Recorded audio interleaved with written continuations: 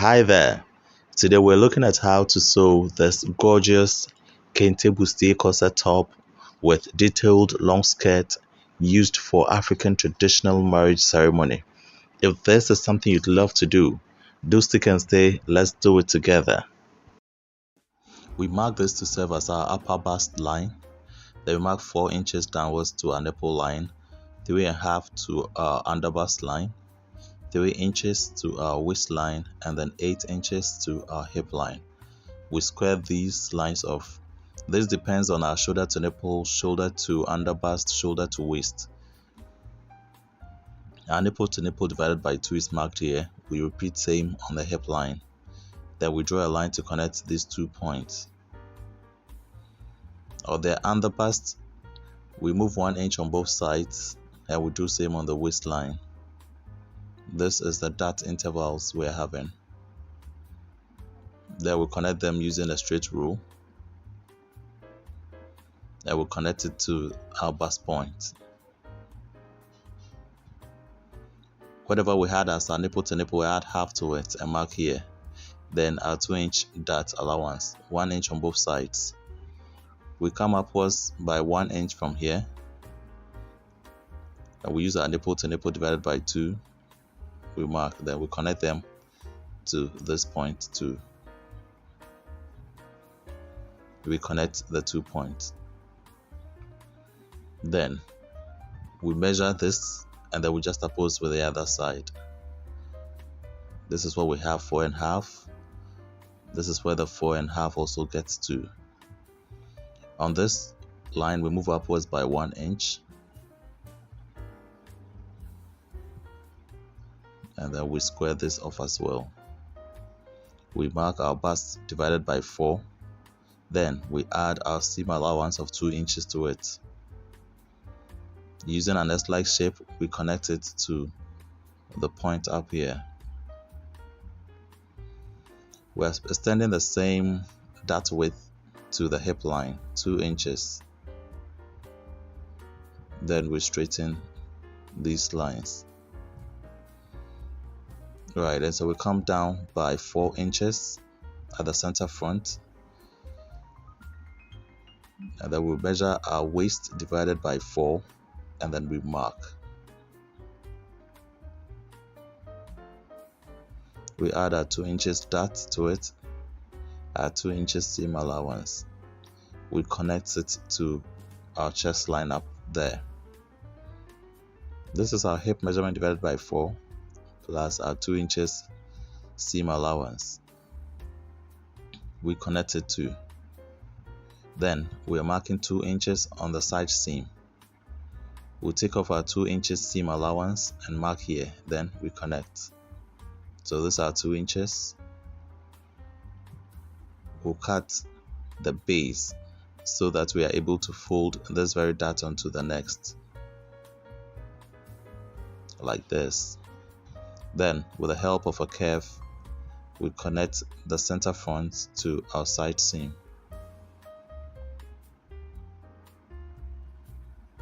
We're marking 1 inch here and then 1 inch from the center front. Then we connect these 2 points as well. We are not cutting through this. Our nipple to nipple is also marked on this side. Then we're marking 1.5 inches on the waistline, as you see. Then we connect through to the top. So we'd have 1, 2, 3, 4. The arrow goes up to show that this is the top. We extend our chest line all the way to the back. And then our waist line. As well, the hip line. On the topmost part, we divide our bust by 4. We mark, add our 2-inch seam allowance to it. On the waistline, our waist divided by 4 plus our 1.5 inch dart, then our 2 inches seam allowance. On the hip line, we do our hip measurement divided by 4 plus our 2-inch seam allowance. Then we connect the top and then we connect to the bottom as well. This is our nipple to nipple plus 1/4 inch. We repeat same on the hip line. So whatever we had for the front, we add quarter to it. Now we connect these 2 points. On the waistline, we take off 3/4 of an inch from both sides. Then we connect them in this manner. We repeat same to the hip line. Now with the side seam, we mark the same 2 inches here. Then we take off our 2 inches seam allowance. We cut off the base so that we're able to fold the darts, this very dart onto the next one. Then we mark same 2 inches at the center back downwards. Then we connect using a straight rule. Now we take off our 2 inches seam allowance. Then we divide the rest into 2. We find the midpoint. We do same for the waistline. Then we draw a line to connect the 2 till it touches the line down there.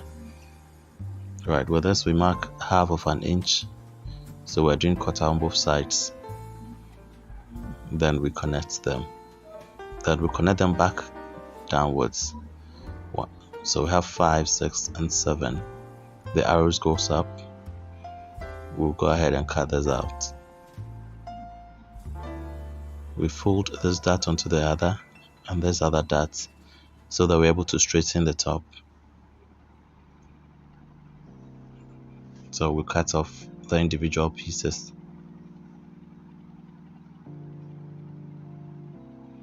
So this is what we have for the back. When it comes to the front too, we cut off the other pieces. I would use this to also cut our fabric. So we've cut the main fabric and the lining as well. This is how we've added our seam allowance. Where you see the white, that is the seam allowances we've added. Right. We have fused this with a woven tricot, or the corset stiff as others would call it. That is the fashion fabric. And with the lining, we fuse it with our VILENE extra hard. So that's how we've cut all the various pieces. We have 4 of each of the pieces, as you can see. Now we'll go ahead and stitch them together. So number 1 and 2 with number 3 and 4. Those various numbers are just going to be used as boning channels, not necessarily cutting them to stitch.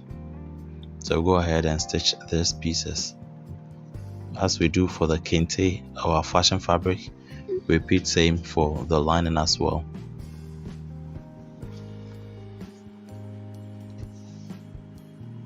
Right, we'll go to our sewing machine and then stitch them. When it comes to those two, we are stitching number 5 to 6 and 6 to 7. We do same for the fashion fabric and repeat same for the linings as well. It's very good to label them so that when joining them, it wouldn't be a problem.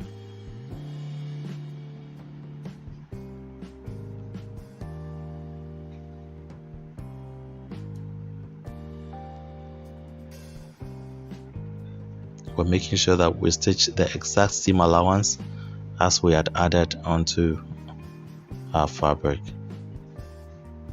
In case you are new to our channel, please don't forget to subscribe and also share with us your comments.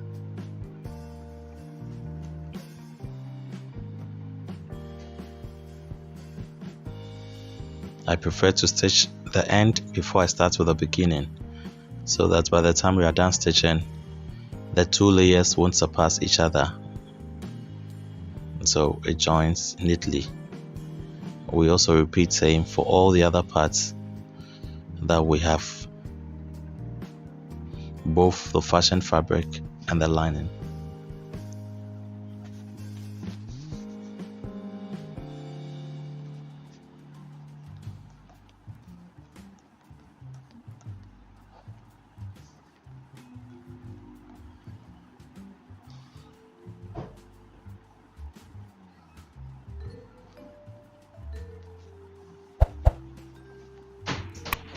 Alright, so it's now time to insert our bonings. We make sure that we leave about half of an inch. Then we start by placing the bones onto the channel. We stitch one side, then we move on to stitch the other side. By the time it gets to almost half of an inch to the base, we cut off the boning. But then with the stitching, we'll continue the stitching till it gets to the end of the fabric, as you see. And when we're coming upwards, we do the same.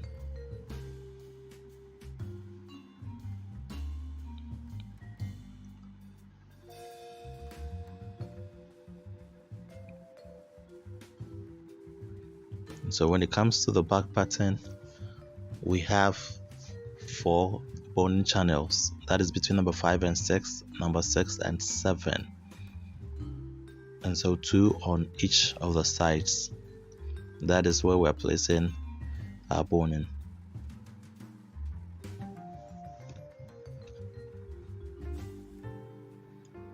When it comes to the front pattern, we have 1 in between number 1 and 2, number 3 and 4. And so we have 1, 2, 3, 4, 5, 6 boning channels for the front, whereas we have 4 for the back. And so we're doing about 10 boning channels. The principle is simple. We cut off about half to the edge of the fabric, and then we stitch on both sides of the bones. And so that's what we are repeating for all the various channels. This is what we have after we've done the boning. One thing you should also bear in mind that when you heat the bones, you're able to curve it into whatever shape you want to have. And so since from the under bust to the waist we want it to be straight, we'll make sure that we straighten that up. And then when it comes to the bust area, we want to get a curve, and so we'd also heat it and then mold it into the curve we want. When we do this and then it dries up or it cools down, we would have the shape maintained without having to distort it. After this, we place the kente or our fashion fabric good size together. Then we'll go ahead and stitch the top part. That is from one armhole over the bust to the other armhole.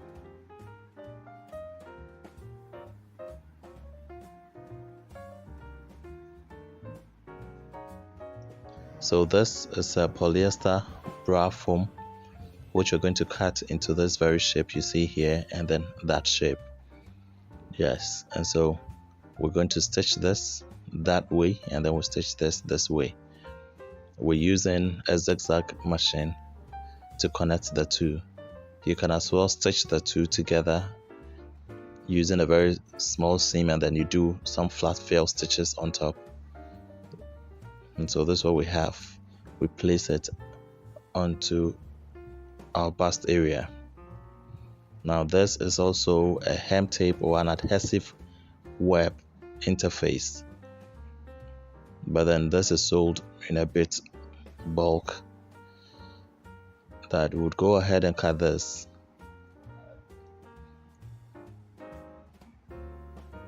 We place it onto our bra foam.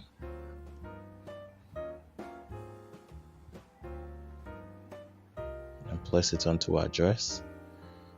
Then we apply some steam or heat to it so that the two fabrics adheres together.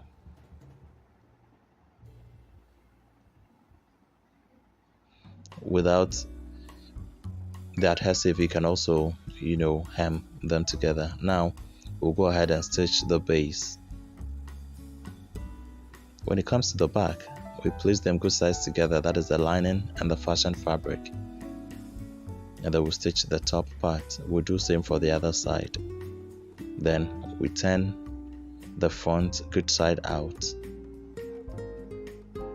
Because of the bone, it becomes quite difficult, but then you do it with a lot of care so you don't damage the kente because it's quite delicate.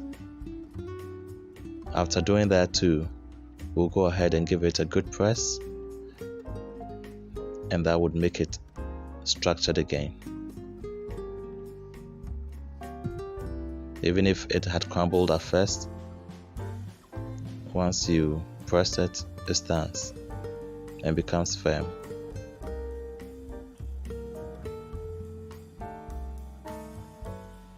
Don't forget to mold it as you apply the heat because of the bone.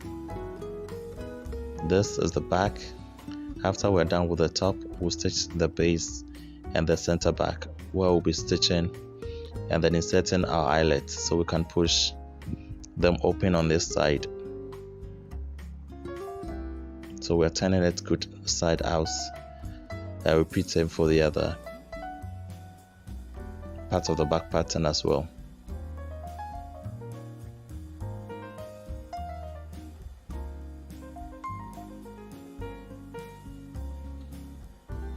Golden rule in fashion in sewing: you press as you sew, and so we do that to maintain the shape and also to make it neat.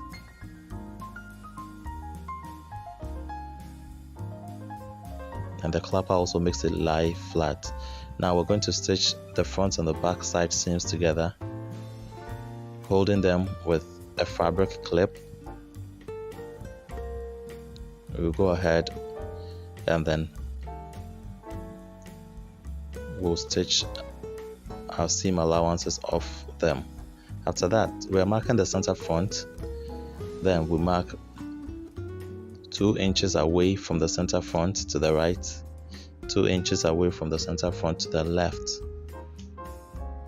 Then we would also mark 2 inches up here. We're marking this curve, and that is where we're going to insert our peplum arch on this very side. So we'll measure from the front all the way to the side seam and to the back. We had 19.5, and so we mark that 19.5 here. Whatever you have, you mark it here. Then we'll start from the front again all the way to the side seam only. Then we'd also mark here. Then we're moving upwards by 1.5 inch. We connect straight to the back and also to the front. Because this will be an arc, we wouldn't want to leave it this straight, and so we are measuring 2 inches upwards. That is for the front. Then the back, we're marking 1 inch upwards. We're connecting the two using this arc because we don't want it to be straight.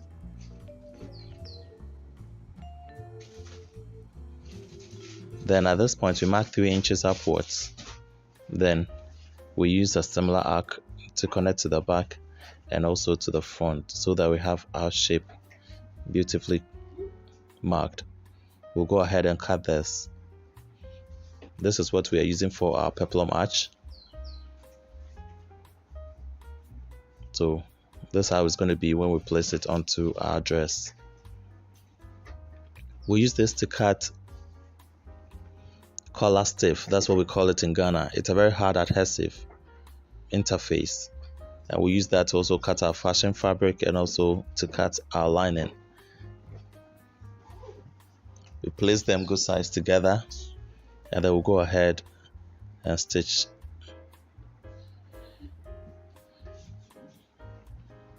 And so just as you see me clip them together with a fabric clip, we'll go ahead and stitch the outer curve first.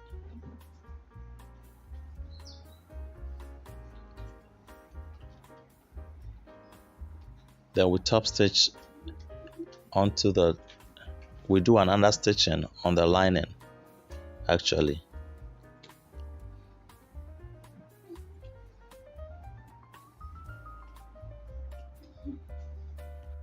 And then we seal the front part like this, then the back part too.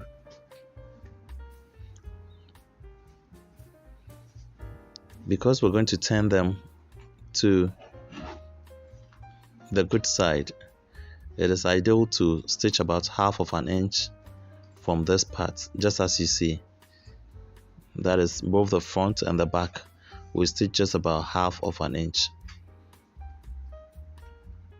Then we turn them to the good side.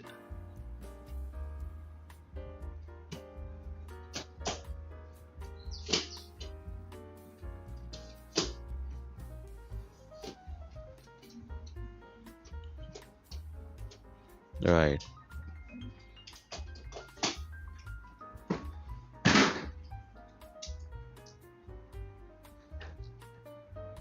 So we mark the same thing. We'll go ahead and stitch this on. And this was the reason why it was good to stitch the half that we stitched inwards, so that when we place it on, we don't get any rough edges showing. With the side seam, when we stitch to one side, we flip the seam allowance to the other side. Then we continue with the stitching, so that we don't stitch on the seam allowance as we stitch our peplum arch onto the dress. So this is what I meant. You know, the seam allowance is not stitched on. Right, so this is what we have when we turn it to the back, and the front is finished because of the half inches we stitched backwards. We're now going to repeat same for the other side. Both the back and the front edges are finished neatly. So this is it, stitched on the other side as well.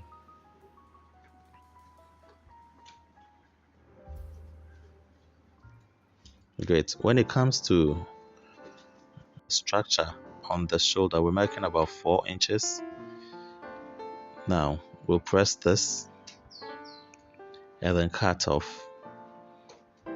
Once it's getting to the end, we'll make it smaller, and then we'll open this up. The length measures about 35 inches, and the width 4 inches at the top. The down part is about 1 inch. With this adhesive web, we are placing on. We'll make sure we gather it in between. Then we place it on like this.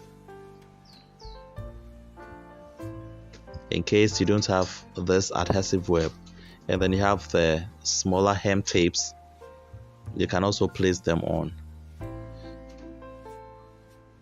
We don't want to make it so heavy, and that's how come we are not interfacing with a VILENE. We'll go and stitch to this part, then we turn it to the good side.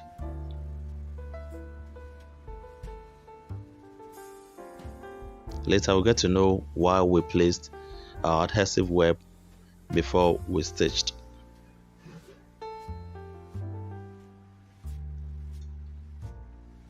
Now we've turned it to also the good side.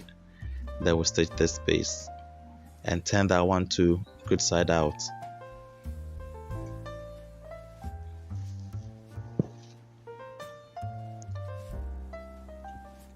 We are stuffing the adhesive in between.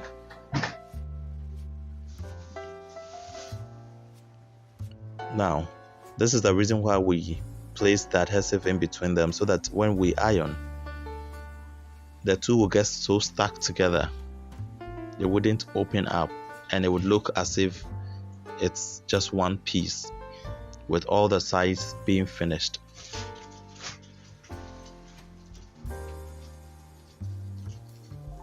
Right. This is also a strap for the shoulder on which we are going to stitch our structure, and so we'll place it here. That's what we're going to do. It's already stitched. Now for the skirt, we mark this as our waistline, then we'll mark 9.5 inches to the hip line, then 10 inches to the knee line. We square these off. Now we're marking 5 inches below the knee line, and then we're dividing our waist measurement into 4, then our seam allowance the hip also divided by 4 seam allowance. When it gets to the knee, it's just the hip divided by 4 minus 2 inches. Then we connect using this hip curve.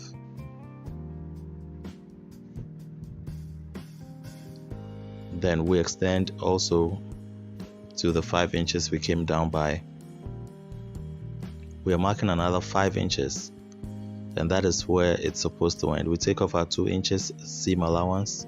We draw a straight line to connect the two. It's the waist divided by 8. This will also be the hip divided by 8. Then we mark the same thing down here. Then with a curve, we also connect from the hip to the waist and from the hip to the knee. We extend it downwards till it touches the slant line down. So this whole part is going to be the printed part of the kente. This is on fold, and the other side will be that of the plain kente. For the back, we are adding our dart allowance of 1 inch to the side. Then we connect it to the hip side like this. We've also left zipper allowance at the back, as you see, so we cut the rest as the same, apart from the modifications we did. Now at this point, we're also going to mark the same thing as we had for the front. Then we'll mark our dart 5 inches downwards. Then as you connect this, we'll also take off 1 inch dart allowance, the one we just added. We'll take off the dart, but after we place this, and then we are refining this very line so that we get the printed kente to be at the center back, we would have to refine our dart. So we mark 5 here, then our 1 inch, we connect it so that we'll be able to cut off the parts that will be for the print, and then we cut off the dart. So this is what we have. This is the center back, and that will be the zipper allowance, and the rest, this is also the back side. So this is it. We've used it to cut our fashion fabric, the kente, and also we've cut our lining. We're going to join the pieces together. This will be joined to that, and the right would also be joined to the right side.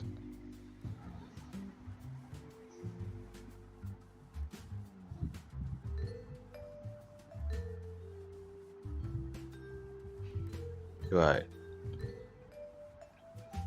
And so this is what we're going to have. We'll stitch this, and we'll stitch those of the back patterns as well, just as we did for the front.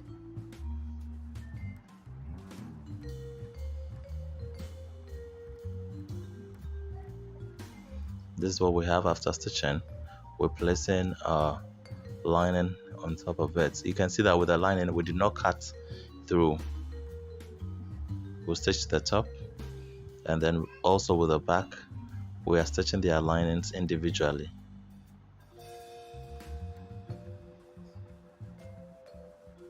And that's just the waist lines that we're stitching.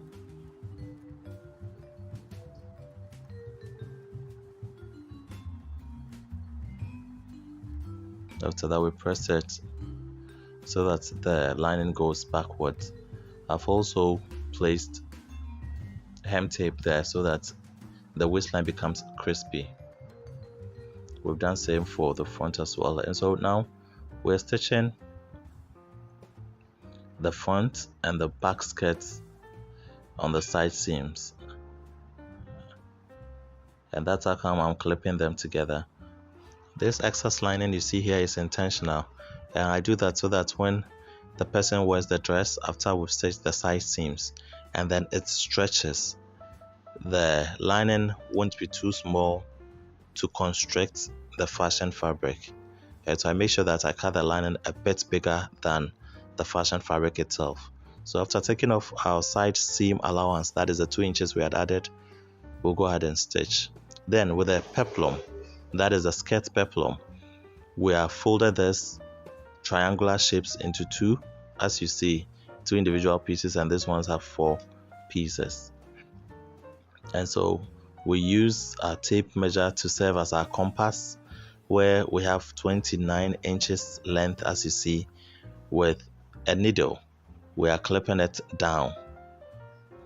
Then, because it's serving as a pivot, we'll be able to rotate the tape measure and then mark our circular shape all the way through.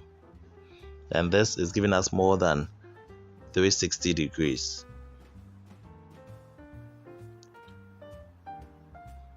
Right. Then we need a length of 26, and so we're marking the 26 here.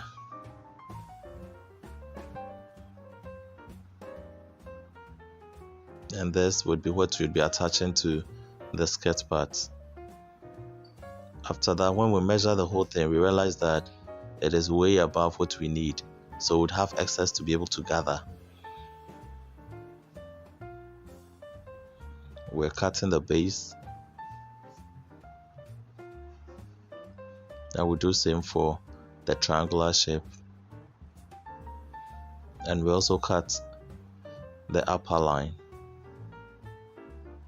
We'll go ahead and stitch all these pieces together so that we have a very big circle. I've fused it with VILENE, that is just to add to the structure of the skirt peplum.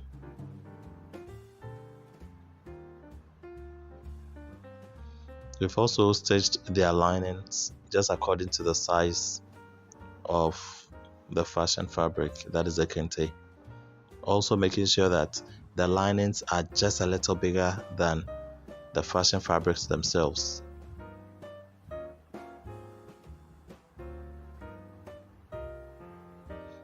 It's advisable to do that often, to cut the lining just a little bigger than the fashion fabric you're using. Now we are using this crinoline and also the hem tape to stitch the base together, and this is also to add to the structure. I've folded the crinoline into 2 to make it quite heavier. This is the 2 inches width crinoline we are using.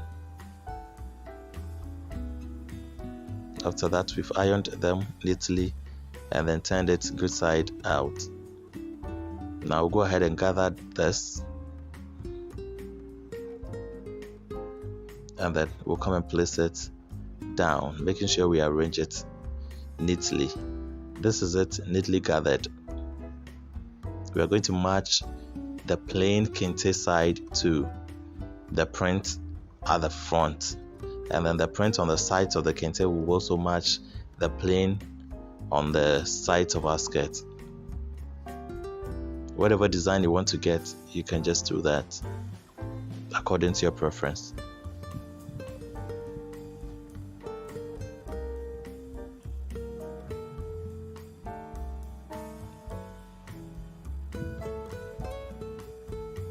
We're distributing the fullness evenly across the base of our skirts.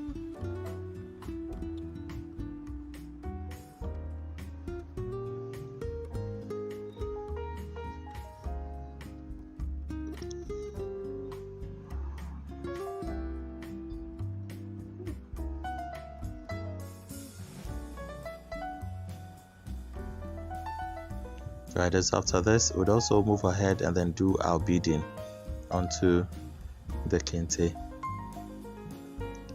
This takes quite a while, and so we bead the whole thing, and you also do that according to your desires. Then this is how we stitch the structure on the shoulder. I had to cut off a few of the crystals that we had beaded onto the dress, so that I had space to stitch the structure. When it gets to the strap for the shoulder, as you see, that is the strap we created at first. We are just pleating the structure onto the strap. and so we pleat as we stitch. This is the very first one. We stitch till we exhaust all the pleat. Also bear in mind that the length of the strap is quite longer than what we require, but then our model would have to wear it for us to cut it short and then attach it to the back of our dress. And there's also the second piece. We're also pleating that as we stitch, and it's also onto the same strap.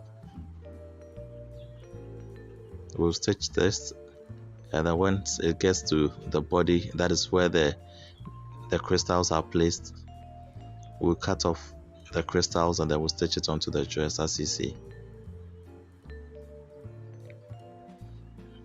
Because of the fold, it becomes a bit heavy, but then we do it little by little and then we're good to go.